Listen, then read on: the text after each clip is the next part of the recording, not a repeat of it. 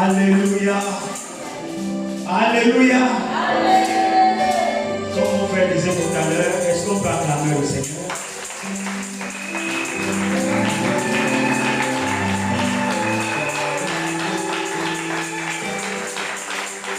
Tout à l'heure, lorsque la nuit, je sortais là en riant. Il dit, ce sont des applaudissements ou des acclamations? J'ai riais là juste.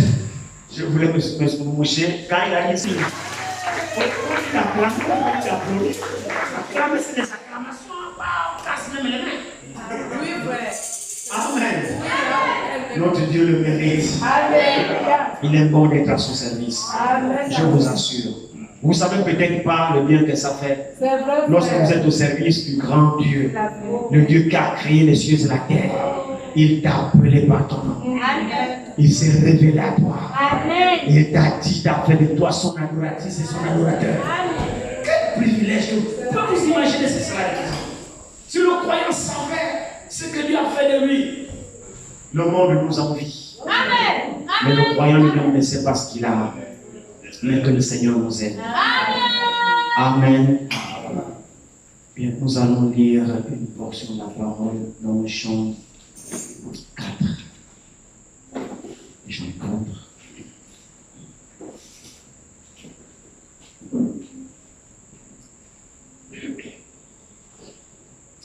Jean 4, nous commençons à partir du verset 4.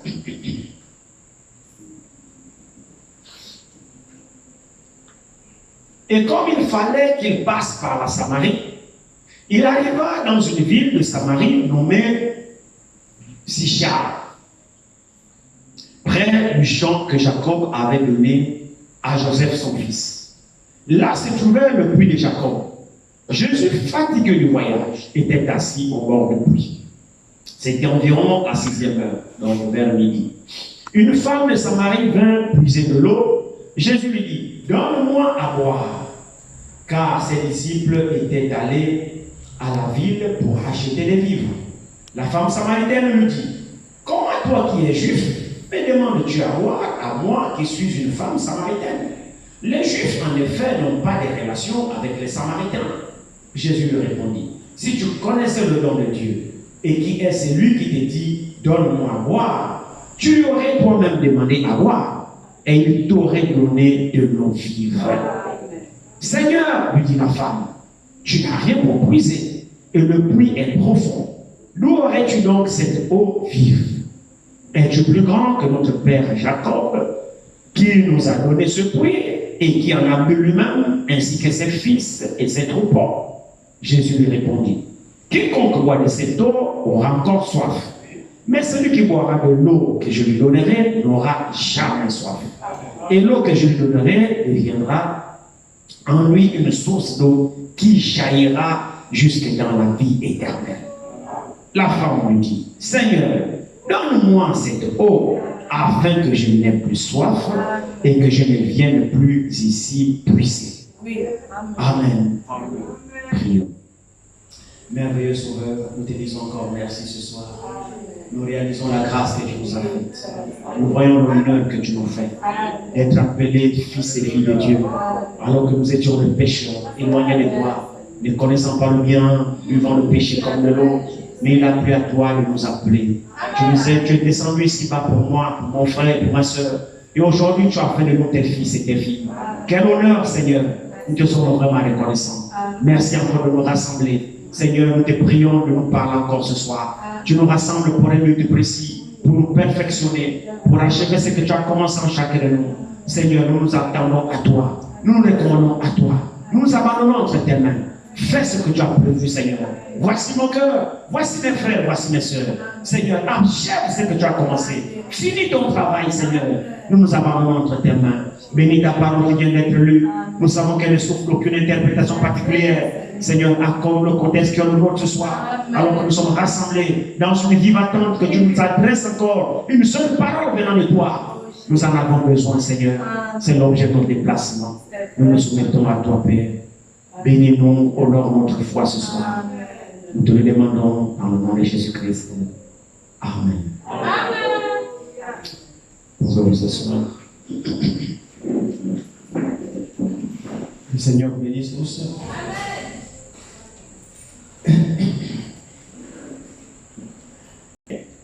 Avec ce fameux puits de Jacob, comme nous le savons, l'Écriture dit ici,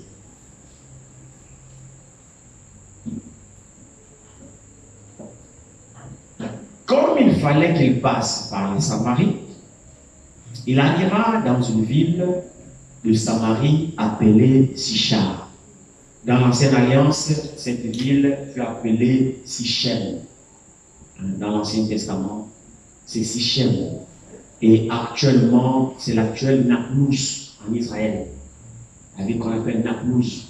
C'est elle, le Sichem, dans l'Ancienne Alliance, le Sichar que nous voyons ici. Donc c'est cette ville-là, présentement Naplouse. Alors la Bible dit ici qu'il arriva dans une ville de Samarie nommée Sichar, près du champ que Jacob avait donné à Joseph, son fils. Là se trouvait le puits de Jacob. C'était un puits de Jacob. Jésus, fatigué du voyage, était assis au bord du puits. C'était environ la 6e heure. Donc c'est l'équivalent de la 6e heure, c'est midi. Donc il faisait déjà midi. La Bible dit Jésus fatigué du voyage, montrant son côté humain, que c'était vraiment un homme 100%.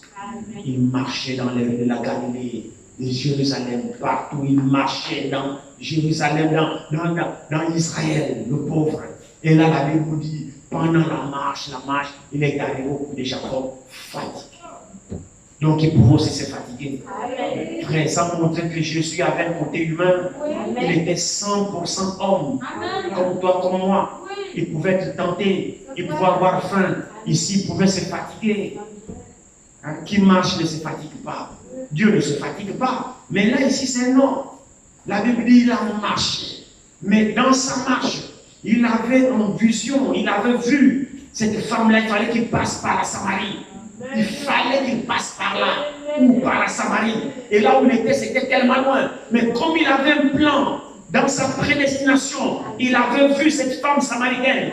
Elle était prédestinée à reconnaître aussi la lumière, malgré qu'elle fût samaritaine. Alors de là où il était, pour arriver au puits de Jacob, où il savait que cette femme sortirait à midi, puiser de l'eau, parce que c'était le moment du rendez-vous, c'était la seule occasion de rencontrer cette dame.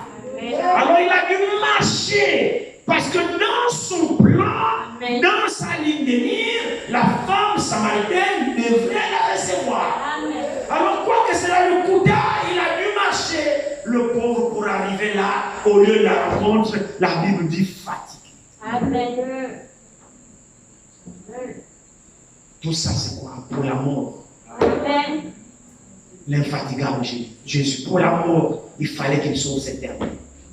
Elle était samaritaine. Il fallait qu'il sauve cette terre. Ce soir, si le Seigneur le permet, je pense, je voudrais intituler notre petite causerie ce soir l'origine des Samaritains.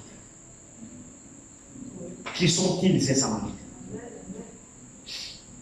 Verrons comment le Seigneur conduira. Alors il a croisé cette femme, comme je disais, elle était dans son viseur, il fallait aussi qu'elle soit sauvée, et elle était prédestinée à recevoir le Messie, à recevoir le Sauveur. Quoiqu'elle fût une femme samaritaine de mauvaise vie. Alors il est arrivé là, épuisé, fatigué, il s'est reposé. Mais il en valait le coup. Alors ici, il dit, il attendait cette femme vers midi. Alors la Bible dit, une femme samaritaine vint puiser. C'est merveilleux, il y a beaucoup de choses. Il est Dieu. Amen. Il est parfait dans tout ce qu'il fait. Et il savait, vous savez, le temps qu'il marcha pour arriver au puits de Jacob, pour rencontrer cette femme, il n'était pas là. Amen. Il savait qu'à l'heure qu'il va arriver, quelques temps après, cette dame va pouvoir sortir. Amen. Donc il a calculé tout ça. Amen. Il n'a pas laissé la fatigue prendre le dessus sur lui. Il n'a pas laissé la chair prendre le dessus sur l'œuvre de Dieu parce qu'il est né pour ce but. Il est venu pour ce but. Donc, fatigue ou pas, il doit aller. Si vous continuez à lecture, vous allez remarquer que les disciples n'étaient pas là. Les disciples sont allés à la ville, en ville, pour aller acheter la nourriture. Donc, ils n'avaient même plus à manger. Donc, fatigué du voyage, ensuite la faim, épuisé et tout cela. Alors, la femme est sortie à la 6e heure, donc c'est-à-dire à midi. Oh, normalement, on ne va pas au puits puiser de l'eau à midi. On fait des travaux le matin. Alors cette femme étant de mauvaise vie, ne pouvait pas sortir avec les femmes de bonne vie. Parce que sa réputation, elle était mauvaise. Il fallait qu'elle soit cachée et sortir à midi quand les vraies femmes ont fini de puiser l'eau, de faire leurs travaux. Il fallait qu'elle se cache. Amen. Parce qu'elle n'était pas digne d'être la copine d'une vraie femme. Elle partait d'homme en homme, elle échangeait comme des chaussures. Homme en homme, elle était déjà au 5e ou j'en sais rien, au 6e, j'en sais rien. Alors il fallait qu'elle sorte à la 6e heure. Les autres ont déjà fini les travaux et le puits de Jacob était déjà vide parce que les femmes ont déjà fini de puiser et ainsi de suite, de faire leurs travaux. Et maintenant là, à midi, c'est là qu'elle sort parce que personne n'est digne d'être dans sa compagnie. Alors là, maintenant, Jésus a calculé l'heure là, que c'est à l'heure là qu'elle sortirait parce que le Seigneur voyait qu'elle sortira à ce moment-là pour venir puiser de l'eau. Et elle était dans la ligne de mire, le Seigneur était prédestiné pour sauver cette femme. Alors le Seigneur a marché, est arrivé, les disciples sont allés acheter à manger, ainsi de suite, et il a rencontré cette femme à midi. Alors la femme vient, il a précédé la femme. Jésus ne vient jamais en retard. Non. Il nous attend toujours. C'est vrai, non? Il était là, il a précédé la femme, adossé, le temps de se reposer, fatigué, épuisé. Il a attendu que la femme arrive. Quelque temps, la femme est arrivée. La femme arrive. La femme ne savait pas ce qui va se passer, mais Jésus, je connaissais déjà le film. Est-ce que c'est vrai? Amen. Jésus savait que ce soir nous serons là. Amen. Je ne sais pas si vous le croyez. Amen. Alors la femme est arrivée. La femme est arrivée. Tac, Jésus attaque la conversation. Femme, bonjour. Oui, bonjour. Donne un peu de l'eau. La femme, surprise. La femme regarde cet homme, c'est un juif. Elle est étonnée. Ah, mais attends, tu es quelqu'un de juif. Moi, je ne te comprends pas. Toi, tu sais très bien que les juifs et les samaritains n'ont pas de rapport. Ils ne s'entendaient pas. Il y avait une inimitié entre les samaritains et les juifs. Ils ne s'entendaient pas, les samaritains et les juifs. Parce que les samaritains, c'était un mélange. Mais les juifs étaient la race pure. Amen. Donc, ils ne s'entendaient pas. Donc, cette femme surprise de voir un juif lui demander à boire. Regardez ici. Là, c'est trouvé sur verset 6. Là, c'est trouvé le puits de Jacob. Jésus, fatigué du voyage, était assis au bord du puits. C'était environ la 6e heure. Une femme de Samarie vint puiser de l'eau. Jésus lui dit, donne-moi à boire. Car ses disciples étaient allés à la ville pour acheter des vivres. La femme samaritaine lui dit, comment toi qui es juif, me demandes-tu à boire à moi qui suis une femme samaritaine? Point d'interrogation. Les juifs, en effet, n'ont pas de relation avec les samaritains. Et c'était vrai. C'était une vérité. Il n'y avait pas de communion entre les juifs et les samaritains. Alors maintenant, poursuivons la lecture ici un peu. Regardez très bien ici. Il dit ici, verset 10. Jésus lui répondit, si tu connaissais le don de Dieu, qui est celui qui te dit, donne-moi à boire, tu lui aurais toi-même demandé à boire et il t'aurait donné de l'eau vive. Cette femme était dans les dispositions d'hostilité de la guerre qu'il y avait entre les Juifs et les Samaritains. Mais Jésus, lui, n'était pas dans cette dispensation-là. Jésus était le nom de Dieu pour cette femme. Amen. Et cette femme n'a pas su que cet homme-là, ce Juif qui est là, est le nom de Dieu pour moi. Elle avait une vision charnelle, une vision de la guerre, une vision de l'inimitié qui régnait entre les Juifs et les Samaritains.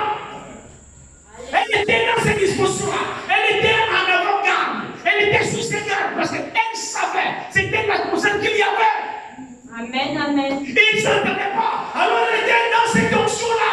Mais Jésus était le nom de Dieu pour cette femme. Amen. Jésus est venu là, sur le puits de Jacob, spécialement pour elle. Amen. Dieu le Père a envoyé le don qui est Jésus au puits de Jacob, fatigué dans le but de sauver cette femme. C'est pourquoi Jésus lui dit, si tu connais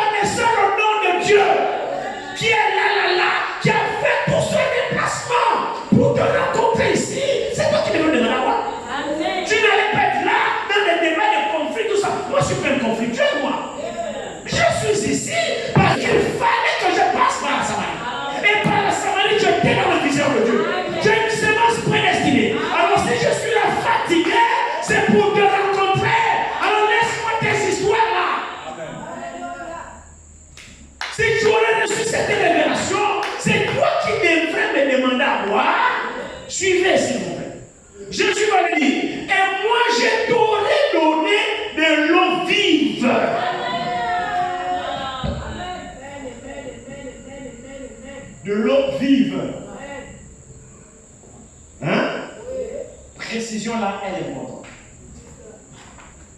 De l'eau vive. Regardez bien. Elle est venue faire quoi? Puiser de l'eau. Où? Dans le puits. Dans le puits de Jacob. Or, nous savons que l'eau du puits n'est pas une eau vive. Amen. C'est une eau stagnante. Amen.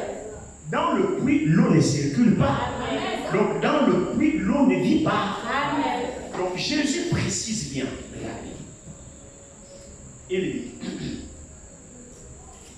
verset 17. Jésus lui répondit, si tu connaissais le nom de Dieu, et qui est celui qui te dit, donne-moi à boire, tu lui aurais toi-même demandé à boire, et il t'aurait donné de l'eau vive. Amen. Ça n'a rien à voir avec le coup de Jacob.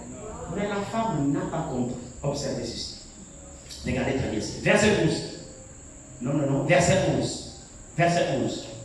Seigneur, lui dit la femme, tu n'as rien pour puiser. Puiser quoi? On t'a dit que l'eau vive que je vais te donner, c'est pour puiser dans l'eau. Puiser quoi? Moi, j'ai dit, je vais te donner de l'eau vive. Là, toi, tu es venu puiser de l'eau stagnante. Maintenant, tu n'as rien pour puiser. Puiser quoi? On t'a dit que l'eau, c'est ton eau remplie de tétards, de margouillards, pourris, et encore c'est le puits de Jacob. Nous sommes là où, à l'époque de Jésus, donc plus de 800 ans passés, Jacob, c'est l'un des patriarches, le fils d'Abraham. Donc c'est Dieu puits. Des centaines d'années. C'est vrai, non? Amen. Mais c'est un vieux puits, frère. Abraham a engendré Isaac. Isaac a engendré Jacob. Et c'est Jacob qui a creusé le puits. Amen. Et Jacob, les 12 patriarches. Les 12 patriarches. Jusqu'à Jésus. Oh, d'Abraham à Jésus, 2000 ans. Amen. Donc son puits-là avait 2000 ans d'existence. Amen. Donc quel vieux puits, imaginez-vous l'eau qui est là. Et c'est l'eau-là qu'elle puisait. Jésus dit, oh, si tu connaissais le nom de Dieu, qui est celui qui te demande à boire, c'est toi qui lui aurais demandé de l'eau à boire, et il t'aurait donné de l'eau vive. Pas l'eau là. Regardez bien ici. Seigneur, verset 11. Seigneur, lui dit, tu n'as rien pour moi. Le puits est profond. D'où aurais-tu donc cette eau vive? Es-tu plus grand que notre père Jacob, qui nous a donné ce puits et qui en a bu lui-même, ainsi que ses fils et ses troupeaux? Jésus lui répond, quiconque boit de cette eau aura encore soif. Mais celui qui boira de l'eau que je lui donnerai n'aura jamais soif. Pas n'aura plus soif, mais n'aura jamais soif. Jamais soif. N'aura jamais soif. Quand on dit jamais, c'est qu'il n'y aura plus de soif. Or, le puits de Jacob, dans lequel il s'enlevait, il puisait, il buvait ça, il n'avait pas le choix, ils avaient toujours soif. Or, que représente le puits de Jacob? Le puits de Jacob représente la dénomination. Amen. Alléluia.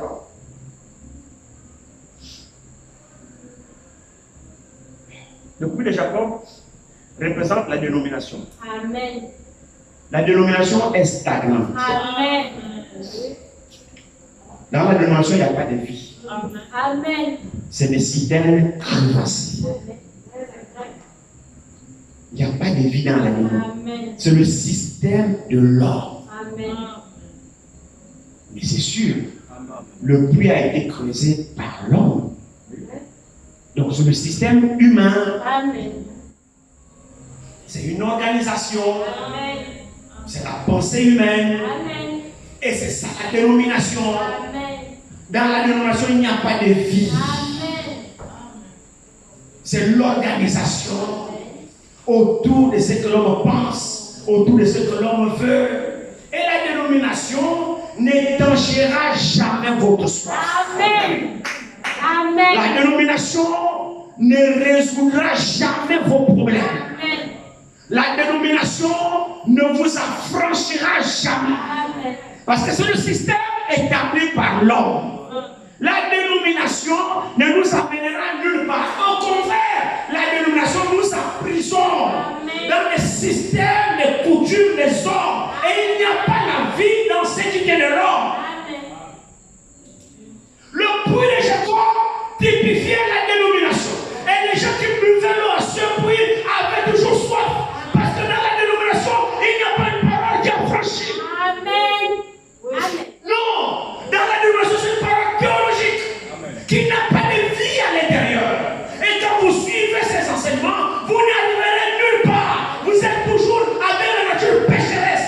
Il faut la révélation. Il faut une parole de vie qui tue le germe de vie qui est en vous. Amen. C'est juste. Tout ce qui est dénominationnel n'a pas de vie dedans. Le puits de Jacob représentait la dénomination. Et les gens puissaient, buvaient, ils avaient toujours soif.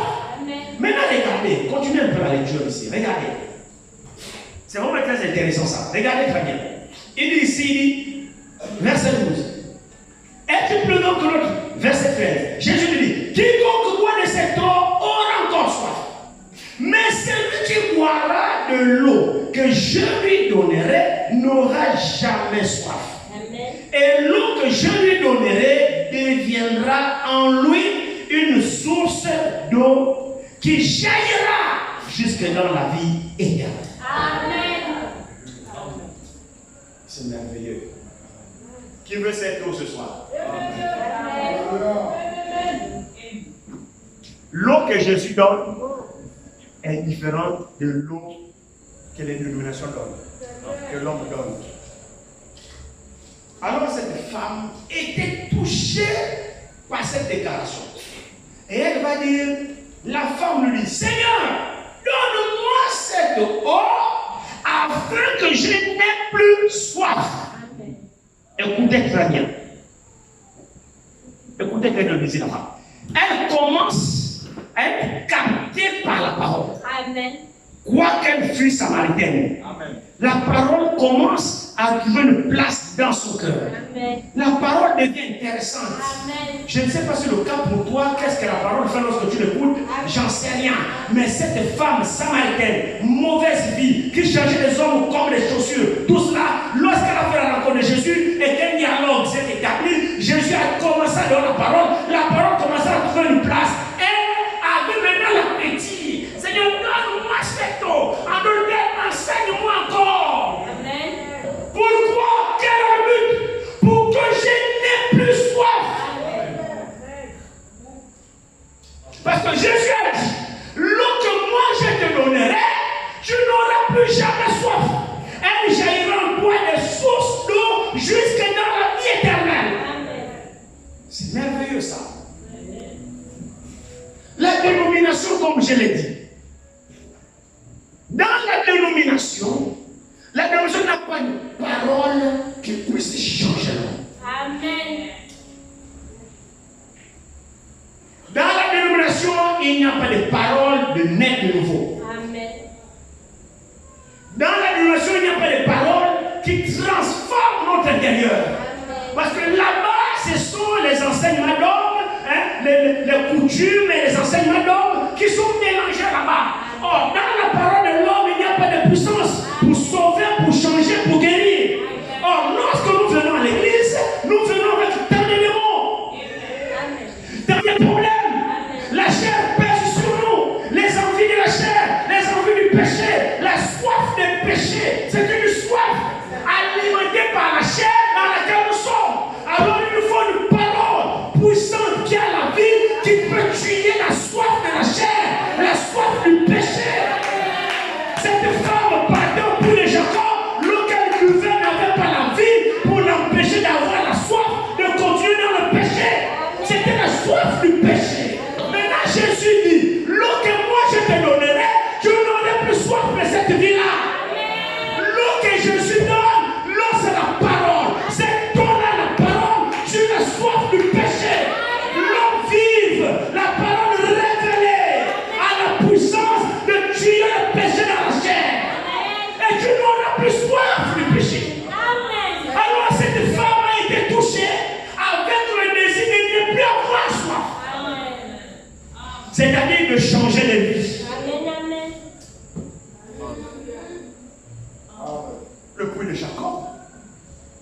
personne. Amen. Le puits de Jacob, cette eau-là, elle est stagnante. Amen. Elle est infectée. Amen. Puisqu'elle ne circule pas, il n'y a pas la vie. Amen. C'est vrai, non? Amen. Il nous faut l'eau vive. Amen. Alors, elle va être touchée, effectivement. Et elle va dire, Seigneur, donne-moi, la femme lui dit, verset 15. La femme lui dit, Seigneur, donne-moi cette eau, afin que je n'ai plus soif. Donc, que je n'ai plus ce désir de la chair là. Amen. Donne-moi une parole qui tue ce plaisir de la chair dans laquelle je suis. Amen. Amen. Depuis que je parle à l'église. Amen. Mais tu vas au puits de Jacob. Amen. Tu vas dans les dénominations. Amen. L'eau qui est servie là-bas n'a pas de vie. Amen. Tu as besoin de rencontrer Jésus et qui te donne une parole révélée qui Amen. est assimilée à l'eau vive. Amen. Parce que Jésus a dit, mes paroles sont esprit et vie. C'est ça l'eau vive. C'est-à-dire l'eau qui a la vie. Amen. Hein? C'est ça que ça veut dire, l'eau vive. C'est l'eau qui a la vie. Donc il y a une eau qui n'a pas la vie. C'est l'eau des puits, des systèmes crémassés. Cette eau n'a pas de vie. L'eau qui a la vie, c'est l'eau qui est en mouvement. Hein? La rivière, elle a mouvement. Elle a la vie, ça circule. Ce qui fait qu'un microbe tombe là, ça meurt. L'eau la traîne. Il y a la vie. L'eau est mouvementée, il y a la vie. C'est ça l'Esprit de Dieu. L'Esprit de Dieu agit, bouge, travaille, tout ça, ainsi de suite. C'est pas là stagnant. Non, non. L'Esprit de Dieu est mouvementé.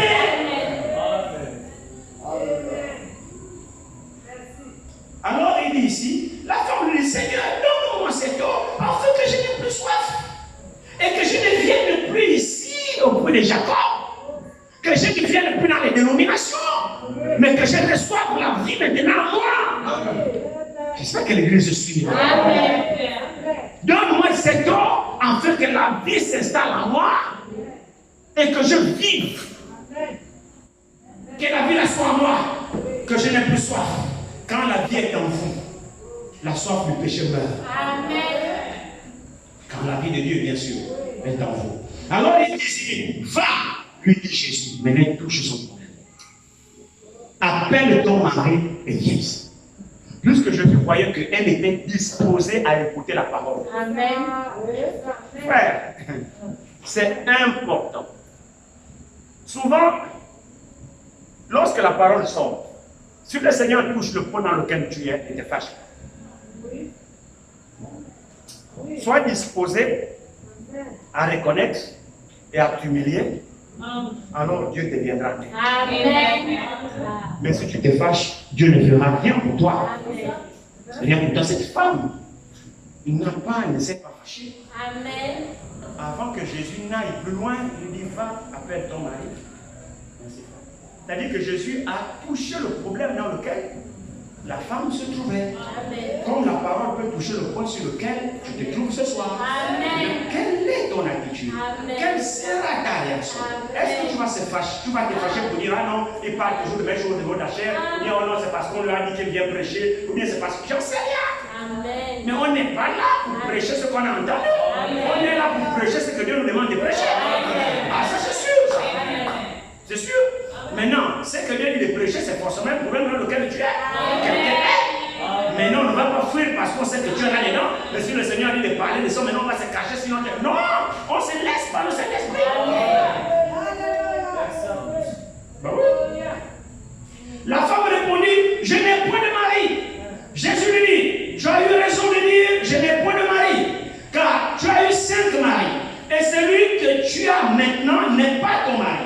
En cela, tu as livré. Seigneur, lui dit la femme, je vois que tu es prophète. Je vois que tu es prophète. La Samaritaine, hein? Je vois que tu es prophète. Alors il dit ici, maintenant, vous voyez, par la conversation, elle commence à voir un peu la lumière. Je vois que tu es prophète. Après, elle retombe encore dans les histoires des Samaritains. Du fait qu'il est attentionné avec le Seigneur. L'échange. Parce que, frère, le Seigneur ne se trompe pas quand il rencontre quelqu'un. Frères et sœurs, si tu écoutes ce que tu écoutes, c'est parce que tu as été prédestiné à écouter ça. Amen. Amen. Tu as été prédestiné à écouter ça. Ça a un but pour toi. Amen. Ne passe pas à côté Amen. de ce que Dieu veut faire avec toi. Amen.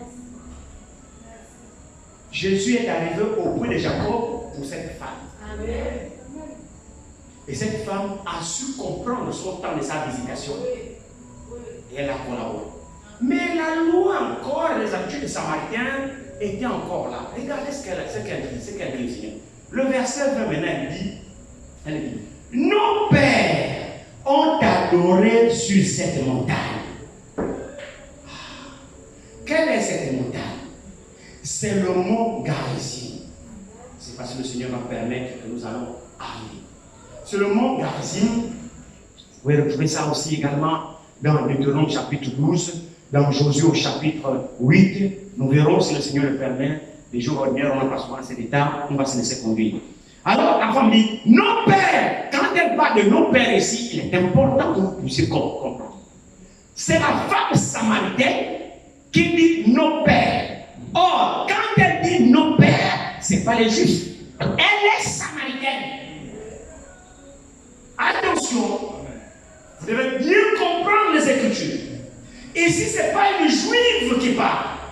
Ici, c'est une samaritaine qui parle. Maintenant, elle dit nos pères. De quel père s'agit-il ici que la femme parle? Regardez. Nos pères ont adoré sur cette montagne. Et vous dites, vous, que le lieu où il faut adorer est à Jérusalem. Comprenez-vous cela? Alors, il s'agit de quoi ici? Il faudrait que je vous restitue bien les choses. Il s'agit de quoi ici? La Samarie, ou alors les Samaritains, ce sont les 10 tribus. Parce que après David, après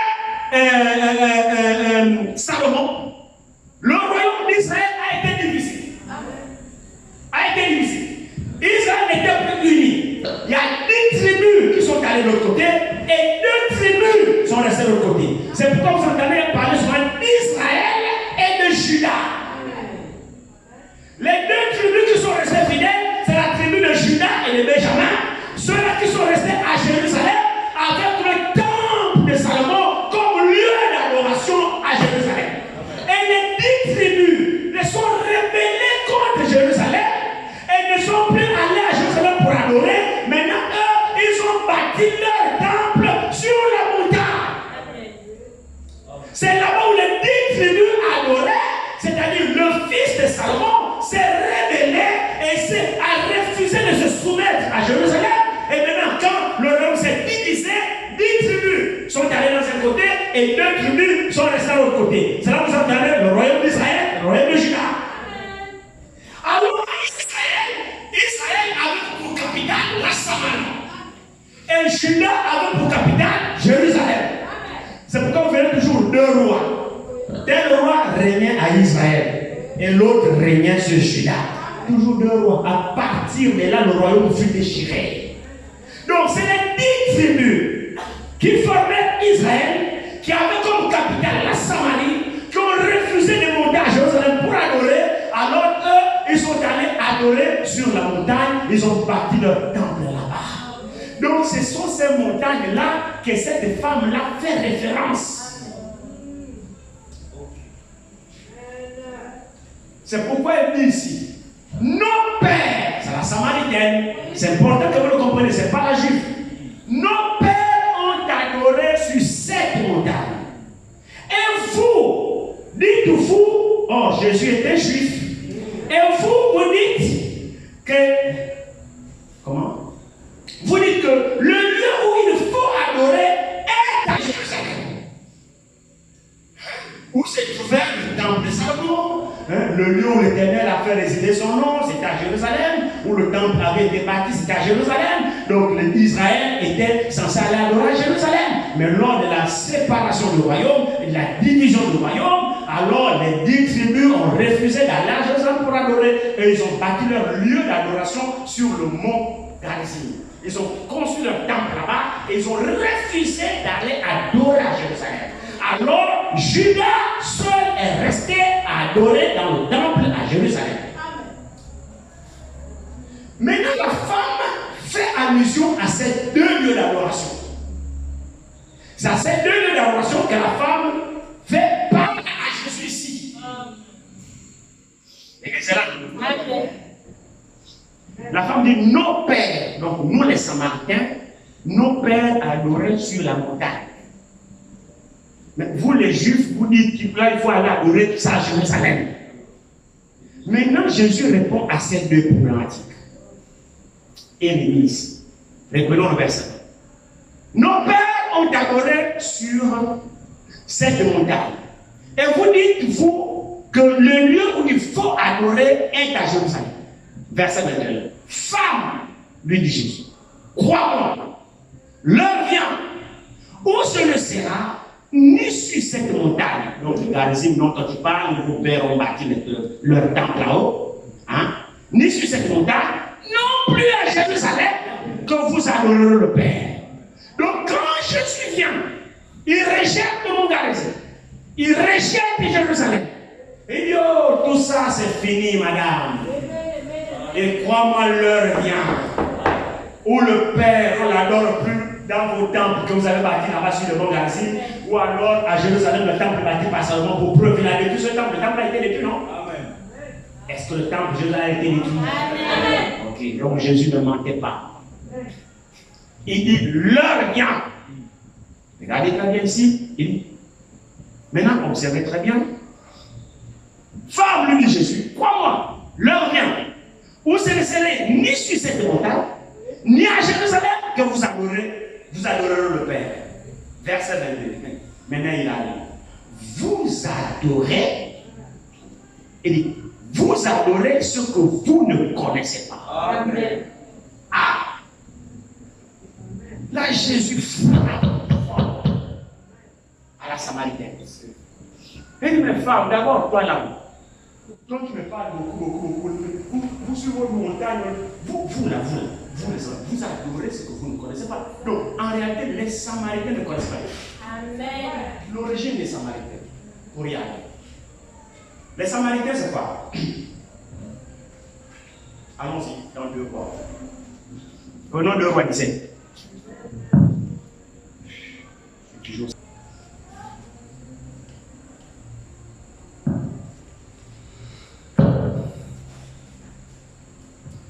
2 Rois 17, ici, regardez.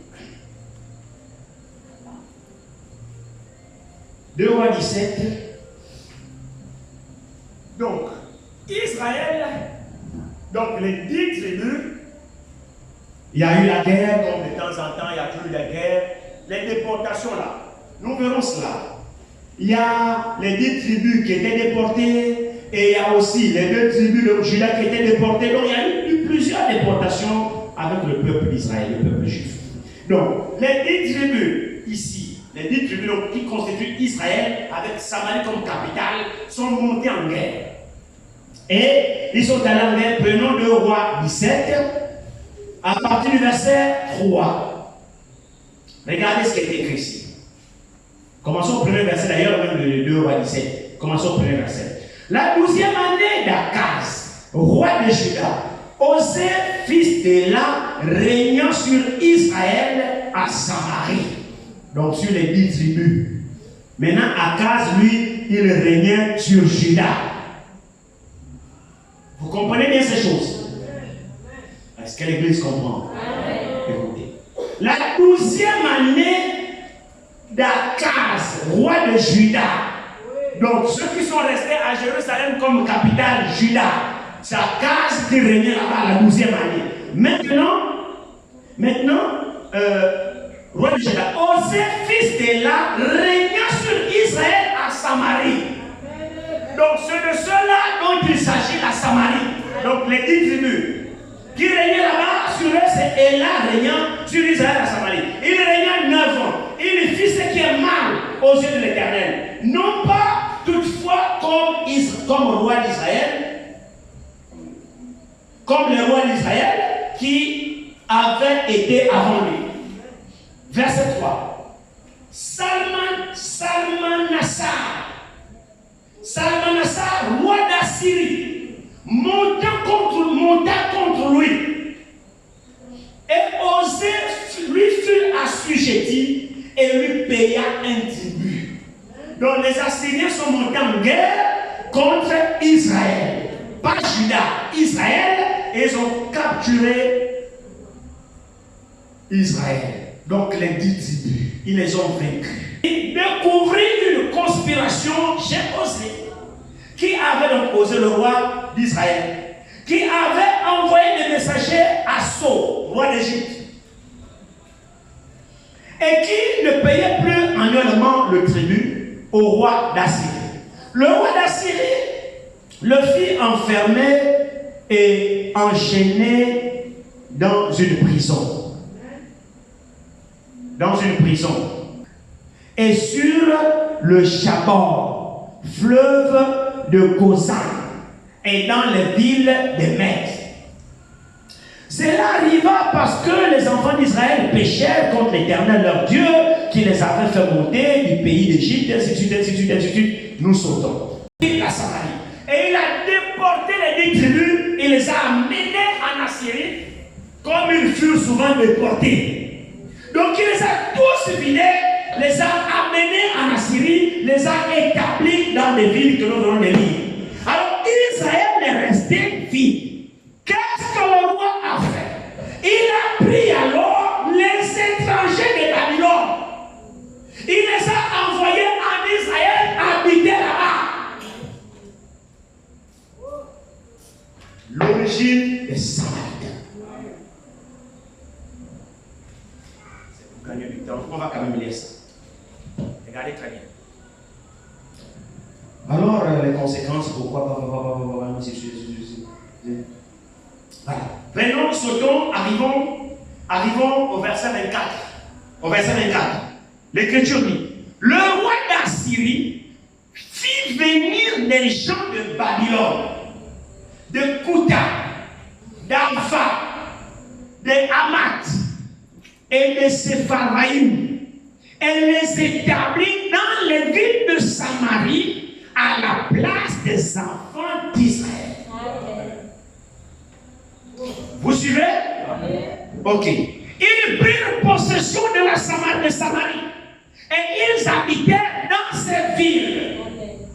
Donc, c'est des étrangers venus de l'étranger que le roi prit, il a mené sur la terre d'Israël. Et ils sont restés en Samarie. Lorsqu'ils arrivent en Samarie, c'est la terre promise, c'est la terre de Dieu. Ils ont eu des problèmes parce qu'ils sont venus avec leurs idoles, ils sont venus avec leurs faux dieux, ils ont commencé à faire des pratiques de vaudou, de sorcellerie en Israël. Et là, ils ont eu des problèmes avec l'Éternel. Ils mouraient. Alors, Seigneur est parvenu au roi. Le roi dit: dans ce cas, faites venir un sacrificateur, l'un des Juifs là-bas, qui a été déporté, pour qu'il aille les enseigner comment il faut adorer l'Éternel, leur Dieu, sur la terre. Amen. Donc, enseigner aux habitants là, les païens. Parce que c'est maintenant les païens qui habitent la Samarie. Les propriétaires ont été déportés. Donc, on a fait échange.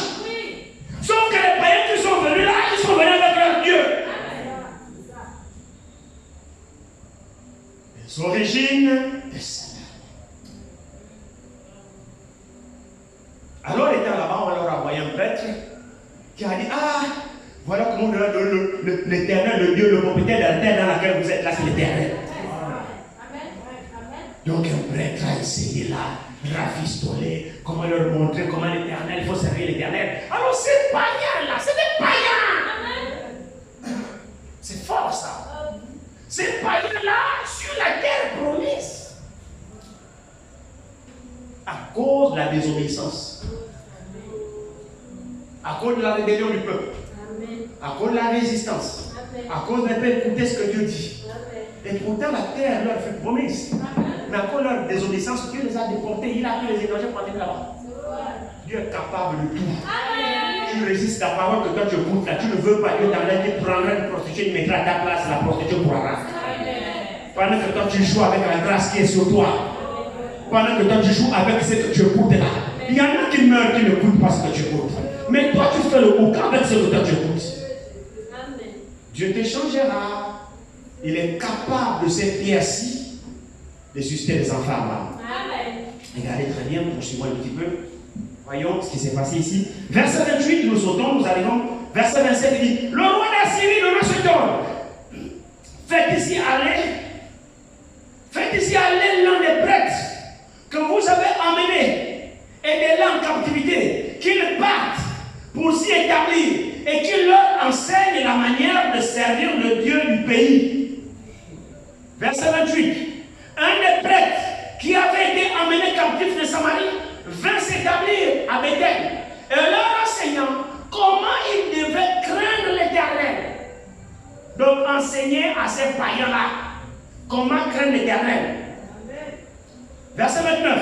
Mais les nations firent chacune leur Dieu dans les villes qu'elles habitaient et les placèrent dans les maisons des hauts lieux bâtis par les Samaritains.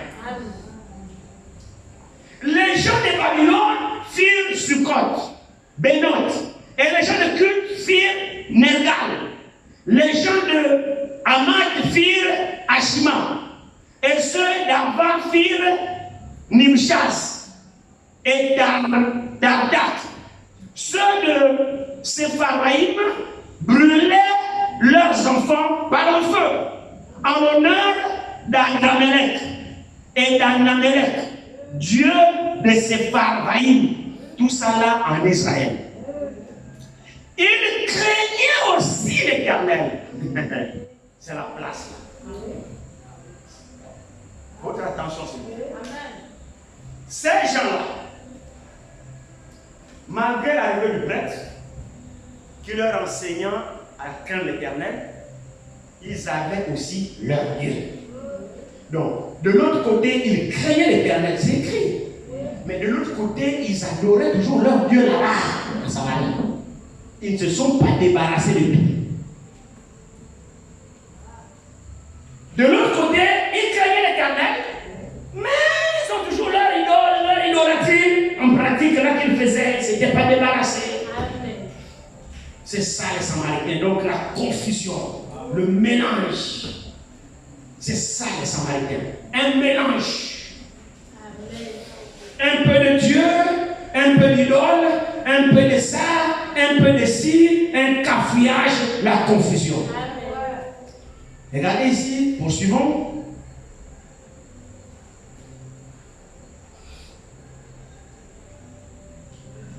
Alors, ici,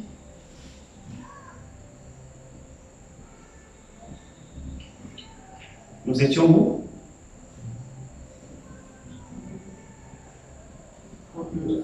Il dit, ils craignaient aussi l'Éternel et ils se créèrent des prêtres des hauts lieux. Et pris parmi tout le peuple, ces prêtres offraient pour eux des sacrifices dans les maisons des hauts lieux. Ainsi, ils craignaient l'Éternel et ils servaient en même temps leur Dieu, d'après la coutume des nations d'où on les avait transportés. Amen. Ils suivent encore aujourd'hui leur premier usage. Ils ne craignent point l'Éternel et ils ne se conforment ni à leur loi et à leur ordonnance, ni à la loi et aux commandements prescrits par l'Éternel aux enfants de Jacob, qu'ils appela du nom d'Israël. L'Éternel avait fait alliance avec eux et leur avait donné cet ordre: vous ne craindrez point d'autres dieux, vous ne vous prosternerez point devant eux, ainsi de suite, comme vous savez. Alors là fut cette histoire. Voilà alors l'origine des Samaritains. C'est là que fut le mélange des Samaritains sur la terre d'Israël. Donc, ils avaient à moitié Dieu, à moitié l'idolâtrie. Maintenant, vous comprenez alors pourquoi ce mélange-là, même le retour, lorsque le retour fut, les Samaritains étaient déjà là. Donc, il y avait ce mélange. C'est pourquoi l'autre tribu, les deux autres tribus, Juda, qui sont restés fermes avec le temple de Salomon comme adoration, ils n'ont pas voulu se mélanger alors avec les Samaritains parce qu'il y avait déjà le mélange entre les deux tribus et les Samaritains. Frère, un véritable mélange compliqué. C'est pourquoi les Juifs qui sont restés fidèles dans Jérusalem n'avaient pas de communion avec les Samaritains. Parce qu'au communion des Samaritains, il y avait un mélange. C'était un peuple mélangé. L'idolâtrie, ils adorent sur la montagne, ils font ceci, ils font cela, ils font ceci.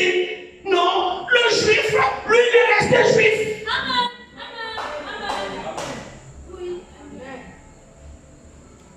Amen. Amen. Amen. Voici cette origine. Alors, cette femme était évidemment issue de ce mélange.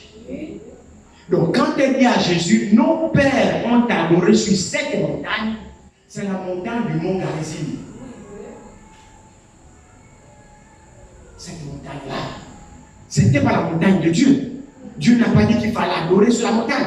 Dieu a bâti un temple qu'il fallait aller adorer. Mais les 10 tribus, par rébellion, ils se sont séparés des autres tribus et ils ont refusé de monter à Jérusalem pour adorer. C'est là où ils ont bâti leur temple, leur haut lieu, où ils ont coupé la communion avec leurs frères pour s'établir dans les hauts lieux. Mais malgré tout cela, il y avait un prédestiné que Dieu connaissait. Amen. Parmi lesquels cette femme samaritaine. Cette femme samaritaine. C'est pourquoi Jésus, quand il reprend la femme, il dit, vous adorez, vous les Samaritains, ce que vous ne connaissez pas. Évidemment, les Samaritains ne connaissaient pas Dieu. Amen. C'est la vérité. En jugé par leur origine. Ils ne connaissaient pas l'Éternel. Même quand on leur a prêté un prêtre pour essayer de leur montrer les voies de l'Éternel, ils avaient toujours leurs histoires à raconter. Donc quand Jésus dit à la femme ici, dans Jean 4, vous adorez ce que vous ne connaissez pas, Jésus avait raison. Les Samaritains sont confus. Les Samaritains ne connaissent pas l'Éternel. Ils ne le connaissent pas. C'est un peuple mélangé. Alors nous ne sommes pas des Samaritains. Pour que nous soyons encore confus aujourd'hui, nous connaissons Dieu. Amen. Nous n'adorons pas Dieu dans un endroit quelconque précis. Amen. Mais nous adorons Dieu en esprit et en vérité. Amen. Les Samaritains, c'est le confus. Ils ne connaissent pas Dieu. Donc quand Jésus dit à la femme ici, regardez très bien, au verset 21, ici, il dit, femme lui dit Jésus. D'abord le verset 20, la femme lui dit, nos pères, donc les Samaritains viennent d'expliquer, nos pères ont adoré sur cette montagne. Et vous dites-vous que le lieu où il faut adorer, c'est à Jérusalem. Femme, lui dit Jésus, crois-moi, l'heure vient où ce ne sera ni sur cette montagne que dont tu parles, ni à Jérusalem que vous adorerez le Père. Maintenant il dit, vous adorez ce que vous ne connaissez pas. Vous les Samaritains, vous ne connaissez pas l'Éternel. Vous êtes adorateurs des idoles. Vous avez des hauts lieux, vous faites passer les enfants par le feu, vous adorez le bouti, les njobi, la magie, la sorcellerie. Vous ne connaissez pas l'Éternel, vous les Samaritains. Vous adorez ce que vous ne connaissez pas. Évidemment, les Samaritains ne connaissaient pas Dieu. C'est un peuple mélangé. C'est un peuple pur. C'est pourquoi les Juifs n'avaient pas de communion, de rapport avec les Samaritains. Et cette femme le savait parce qu'elle connaît son origine. Donc quand elle dit à Jésus, mais comment toi qui es Juif, tu me demandes à moi, la femme, moi qui suis Samaritaine.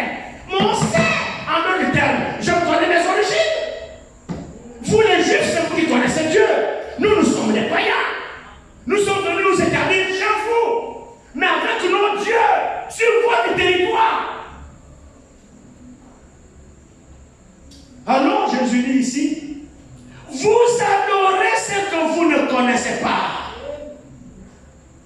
Et vous, ce soir, vous connaissez celui que vous adorez. Vous aussi, vous êtes confus comme les Samaritains. Vous connaissez le Dieu que vous adorez. Comment il s'appelle le Dieu que vous adorez? Non, vous êtes des Samaritains. Mais je demande le Dieu que vous adorez, puisque vous le connaissez. Il s'appelle comment? Vous avez peur pourquoi?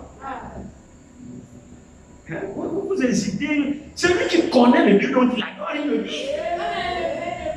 Ou bien votre Dieu c'est Branham? Votre Dieu c'est Branham a dit? Non. Ah, moi j'en sais rien, c'est pourquoi je demande. Vous connaissez votre Dieu, non? Parce que Jésus a dit à la Samaritaine, vous adorez ce que vous ne connaissez pas. Et Jésus avait raison parce que les Samaritains ne connaissaient pas l'Éternel.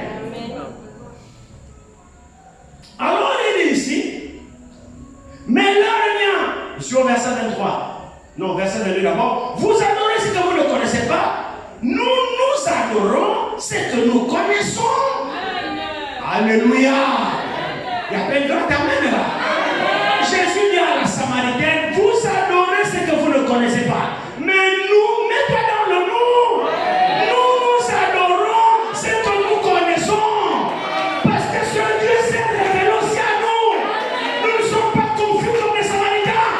Le véritable Dieu s'est révélé à nous. Alléluia. Comme il s'est révélé à cette Samaritaine, il s'est aussi révélé à nous. Et aujourd'hui, nous pouvons dire aussi que nous adorons ce que nous connaissons. Alléluia. C'est pourquoi ici, ce n'est pas Branham qu'on adore. Non. Nous ici, on adore Jésus-Christ. Parce qu'il s'est révélé à nous. C'est le seul lieu d'adoration. C'est pas sur la montagne. C'est pas à Jérusalem. C'est en Christ qu'on doit l'adorer. Parce que nous le connaissons.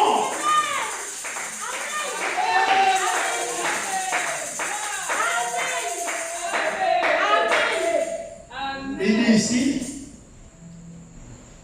vous adorez ce que vous ne connaissez pas. Nous adorons ce que nous connaissons. Car le salut vient de Jésus. C'est vrai, non?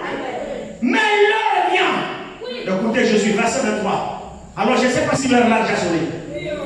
Est-ce que l'heure là a sonné? L'heure que Jésus parle à la Samaritaine, est-ce que l'heure là a sonné? Est-ce que nous sommes dans cette heure-là? Laissez-moi dire que l'heure est encore là. Même ce soir, cette heure est là. Jésus dit, l'heure vient. Elle est déjà là. Alléluia.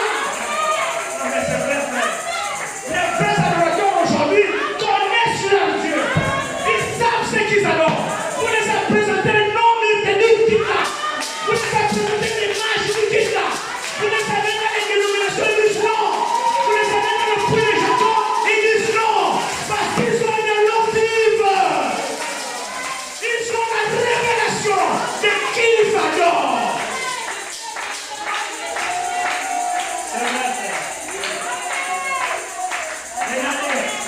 Regardez ce que le Seigneur dit. Il dit, verset 3. Mais l'heure vient. Elle est déjà venue. Amen. Il annonce les jours futurs. Il annonce d'abord le futur. Mais l'heure vient. Après, il actualise. Il dit, mais elle est déjà venue. Et moi, je t'annonce ce soir que nous y sommes. Nous sommes à l'heure où les vrais adorateurs adorent le Père en esprit et en vérité. C'est-à-dire, il n'y a plus un lieu quelconque. Il faut aller adorer Dieu. Il a dit là ou deux. Ou trois. Sont assemblés à mon nom. C'est moi le lieu d'adoration. On adore Dieu en Christ. C'est lui le lieu d'adoration. Mais il n'est pas figé quelque part. Même si on casse ici, on se met dehors, là, il est là. C'est la vérité, je vous dis la vérité. L'heure vient, elle est déjà venue. Ces choses-là, c'est cool. Regardez. Mais l'heure vient, elle est déjà venue. Où les vrais adorateurs adoreront le Père en esprit et en vérité. Car ce sont là les adorateurs que le Père demande. Tout ça, c'est la conversation du Seigneur et la femme samaritaine. Quel enseignement elle a reçu ce jour-là?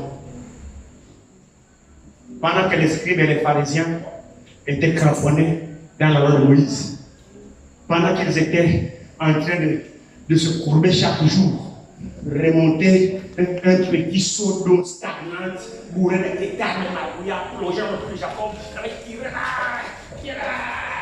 pour sortir quoi? L'eau qu'il fallait encore tamiser.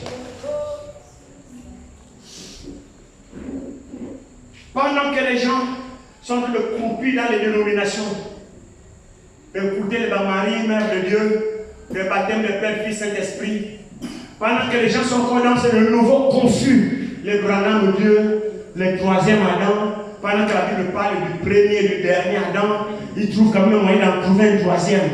Et les gens sont pleins dedans. Qu'est-ce que c'est la confusion? Amen. Toi, tu as l'eau vive. Alléluia.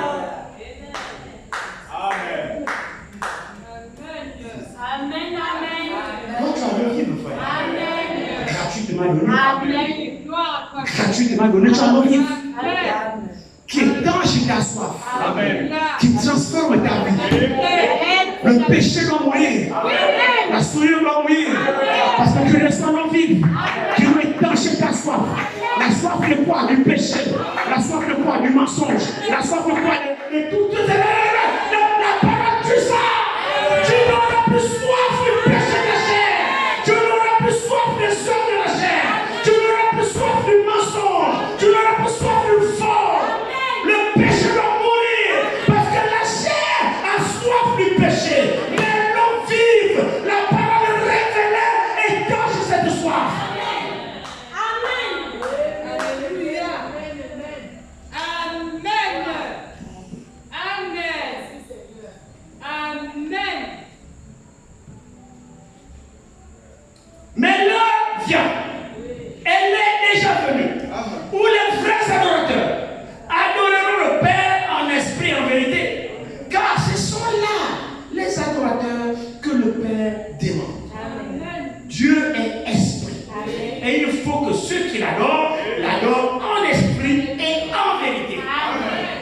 Donc pour adorer Dieu, il faut l'esprit et la parole. Amen. L'esprit et la parole qui est la vérité. Parce que la parole c'est la vérité, non? Amen. Amen. Pour adorer Dieu, vous avez besoin de l'esprit et la parole. Ou alors la vérité. Parce que la vérité c'est la parole c'est la vérité. Et il dit, car Dieu est esprit. Et il faut que ceux qui l'adorent en esprit et en vérité. Alors, la vérité, c'est la parole. Donc, vous devez voir ces deux choses-là pour l'adoration. Et ces deux choses-là, c'est l'eau vive. Amen. C'est l'eau vive. Et là, le puits de Jacob est mort. Dans l'eau vive, il n'y a pas d'organisation. Amen. C'est-à-dire la dénomination. Il n'y a pas. Vous devez recevoir la parole qui est la vérité et l'esprit de Dieu. C'est ce qui fait l'adoration. Maintenant, vous les avez ici. Vous avez la parole. Alors, s'il y a la vérité, il y a forcément l'esprit de la vérité. Parce que l'esprit vient sur la vérité. Alors, si vous avez les deux conditions, mais les conditions sont remplies pour étancher notre soif. Parce que c'est ça les conditions pour adorer Dieu. Jésus a dit, l'heure vient. Gloire à Dieu. On sortira des organisations. On sortira des enseignements dénominationnels. L'heure vient. Elle est déjà venue. On n'a pas révélé. Doit être apportée avec l'esprit. Et la parole révélée, c'est l'esprit de Dieu qui révèle la parole. C'est ça. Quand ça atteint dans le cœur, c'est là l'adoration parfaite. Vous pouvez alors adorer votre Dieu en esprit en vérité. Et la parole révélée, elle va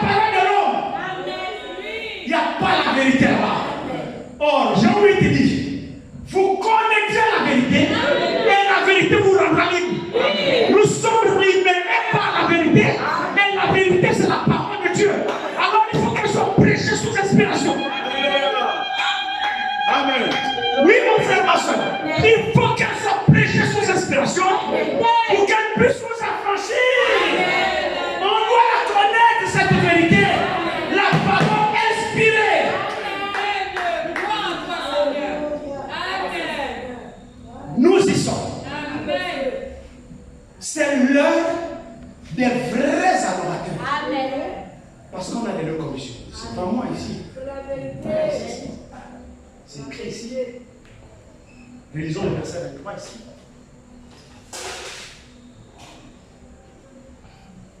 On va lire. Mais l'heure vient, elle est déjà venue, où les vrais adorateurs adoreront le Père en esprit et en vérité. Amen. Car ce sont là les vrais adorateurs, les adorateurs que le Père demande. Dieu est esprit. Et il faut que ceux qui l'adorent en esprit et en vérité. Amen. La femme lui dit, je sais que le Messie doit venir. Amen. Vous voyez, après cet enseignement, malgré qu'elle fût samaritaine, Jésus est venu briser les murs de séparation.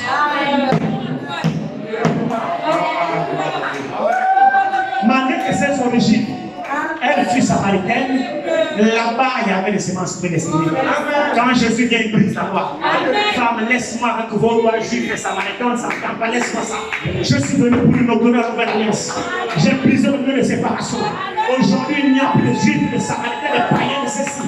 Je suis venu pour prendre ceux qui sont prédestinés, que j'ai connus avant la création du monde, que les samaritains, que les Gabonais, que les ceci.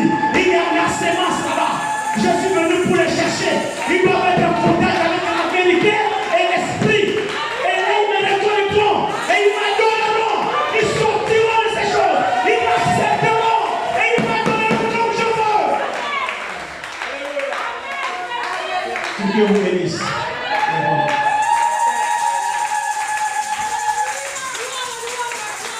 D'abord, Seigneur Jésus. Tu es le Dieu de ta parole. Tu es le Dieu vivant, Seigneur. Tu n'as jamais abandonné ton peuple. Tu n'as jamais abandonné ton peuple, Seigneur mon Père. Que tu as connu l'avance, Seigneur.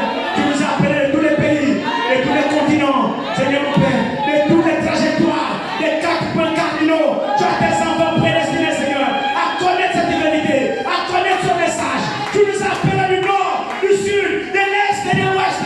En Christ, tu nous as réunis, Seigneur. Que ton nom soit glorifié à chacun. Ce soir, nous t'élevons. Ce soir, nous te glorifions. Nous te remercions, Seigneur, pour la vérité, pour la révélation de ta parole. Merci, mon Seigneur, mon Père. Tu es un peuple élu. Tu es un peuple prédestiné parmi les nations, Seigneur,